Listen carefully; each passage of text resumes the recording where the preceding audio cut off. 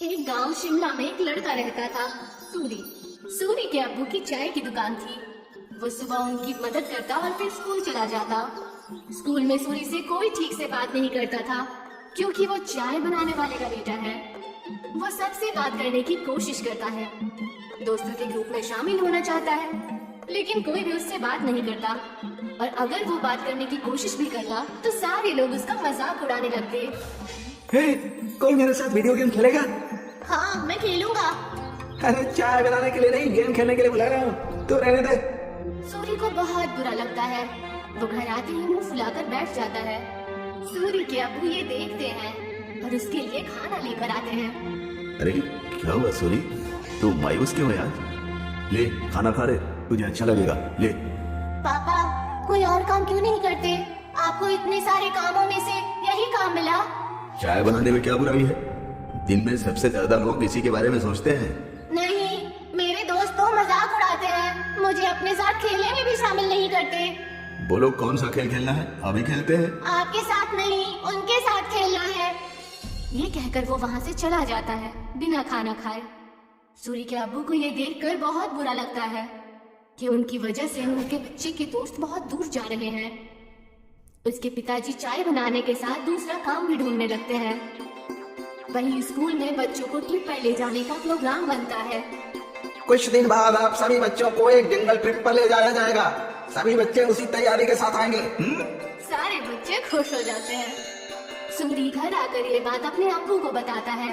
पापा, मुझे स्कूल की तरफ से जंगल की ट्रिप पे ले जाया जा रहा है। मुझे जरूरी सामान पैक करके दे दीजिएगा। अरे वाह, ये तो बहुत अच्छी बात है। अपने सामान में एक छोटा बर्तन जरूर लेकर जाना, वहाँ अगर कुछ पकाना हो तो काम आ सकता है, ठीक है? जी पापा, जरूर।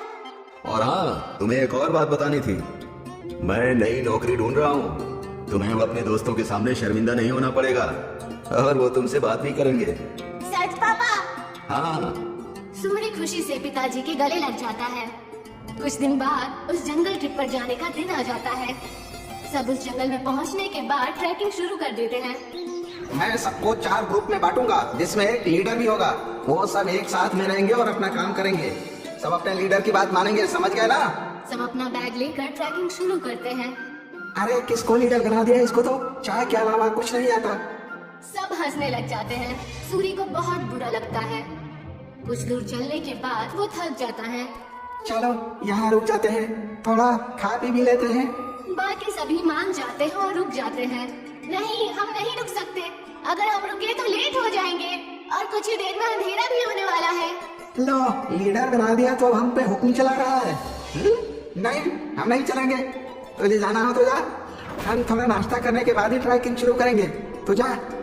सूरी के मना करने के बाद भी वो वहीं रुकते हैं, लेकिन फिर भी सूरी उन्हें नहीं छोड़ता और उनके साथ वहीं रुक जाता है। कुछ ही देर में टीचर और बाकी के बच्चे आगे निकल जाते हैं और वो वहीं रह जाते हैं। थोड़ी देर आराम और नाश्ता करने के बाद वो अपने ट्रैकिंग शुरू करते हैं, लेकिन जल्द ही सूरज डूब जाता है और अंधेरा हो जाता है।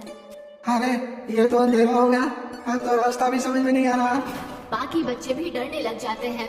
कुछ ही वक्त में ऐसा मोड़ आ जाता है जहाँ से रास्ता पता करना मुश्किल हो जाता है और उन्हें वहीं ठहरना पड़ता है। अब तो मुझे भी रास्ता नहीं पता। मेरे ख्याल से हमें आवाज लगानी चाहिए। तुरंत ही वो चारों टीचर और अपने क्लास के विद्यार्थियों को आवाज लगाते हैं, लेकिन बात नहीं बनती। हाँ, टीचर, टीचर, अरे कोई हमें सुन रहा है? हम खो गए हैं, कोई है? सब चिल्लाते हैं, लेकिन कोई भी जवाब नहीं आता। लगता है हम बहुत पीछे रह गए हैं। हमें आगे का रास्ता नहीं पता, इसीलिए हमें यहीं रुक जाना चाहिए। हो सकता है अगर आगे गए तो रास्ता भटक जाए। नहीं, हमें कोशिश करनी चाहिए, क्या मालूम हम सही जगह पहुंच जाएं। रात बहुत हो चुकी है, जानवरों का भी डर है। टीचर थोड़ी देर में हमें खोजते हुए आ ही जाएंगे। हमें यहीं रुकना चाहिए। सबको उसकी बात ठीक लगती है और वो लोग वहीं रुक जाते हैं। कुछ ही देर में रात हो जाती है और तेज ठंडी हवा बहने लगती है और उनके पास बचा खाना भी खत्म होने लगता है। हाँ, अब तो मेरा खाना भी खत्म हो जाएगा और पानी भी खत्म हो जाएगा। अब भी कहता हूँ मैं, हमें चलना चाहिए। अरे लेकिन जाएंगे कहाँ? रास्ता तो बंद है। मुझे तो बहुत डर लग रहा है, कहीं कोई जानवर ना हमें खा जाए।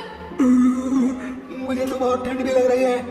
हाँ, मुझे भी। मैं आग जलाता हूँ और सब लोग आग जलाते हैं। कुछ देर जलने के बाद आग कम होने लगती है। हम क्या करेंगे, इतनी ठंडे आग भी खत्म हो रही है, जानवर से नहीं तो ठंड से चूर कर मर जाएंगे। सूर्य कुछ सोचता है और कहता है, मेरे पास एक आइडिया है। मेरे पास बर्तन और चाय की पत्ती रखी हुई है बैग में। वो आग बुझने के बाद तक गर्म रहेगी तो हमें भी गर्म रखेगी। सूर्य तुरंत वो बर्तन निकालता है और सब उसे अपना पानी दे देते हैं, लेकिन फिर भी पानी कम पड़ता है। वहीं पास में जमीन पर बर्फ पड़ी होती है, वो उसे उठा लेता है। जैसे ही काली चाय बनती है, आग खत्म हो जाती है। सबको बहुत अच्छा लगता है। उसे पीने के बाद सब तारीफ भी करते हैं, लेकिन अयन सिर्फ चुपचाप चाय पीता है। कुछ ही देर में उन्हें पत्तियों की आवाज आती है और वो अपने पीछे की तरफ देखते हैं। वो देखते हैं कि उनके टीचर आ रहे हैं। सब राहत की सांस लेते हैं। कैंप में पहुंचने के बाद जब टीचर उनकी तारीफें करते हैं तो अयन कहता है कि वो महफूज उनके लीडर सूरी की वजह से है। ये सुनकर सूरी को बेहद खुशी होती है। सूरी की कहानी सुनकर सब उससे दोस्ती करने आते हैं। अगर आज सूरी को चाय बनानी नहीं आती तो शायद सब उसके दोस्त नहीं बनते। आज पहली बार उसे चाय वाला होने पर खुशी हो रही थी। अगले दिन वो खुशी खुशी अपने पिताजी के पास गया और उन्हें सारी बातें बता दी। अरे ये तो बहुत खुशी की बात है। एक बात तो मेरे पास भी है, मैंने अच्छी नौकरी ढूंढ ली है। सूरी ये सुनकर हैरान और उदास हो जाता है। नहीं पिताजी, आपको काम बदलने की कोई जरूरत नहीं है। आप जो भी काम करते हैं वो अच्छा ही होता है और कोई भी काम छोटा या बड़ा नहीं होता। ये मुझे अब समझ आ गया है। सूरी के पिता ये सुनकर खुश हो जाते हैं और अगले दिन वो खुशी खुशी अपने दुकान में अपने अब्बू की मदद करने लगा। और जैसे ही वो स्कूल पहुंचा तो सब उससे मिलकर उससे बातें करने लगे और उसके साथ खेलने लगे।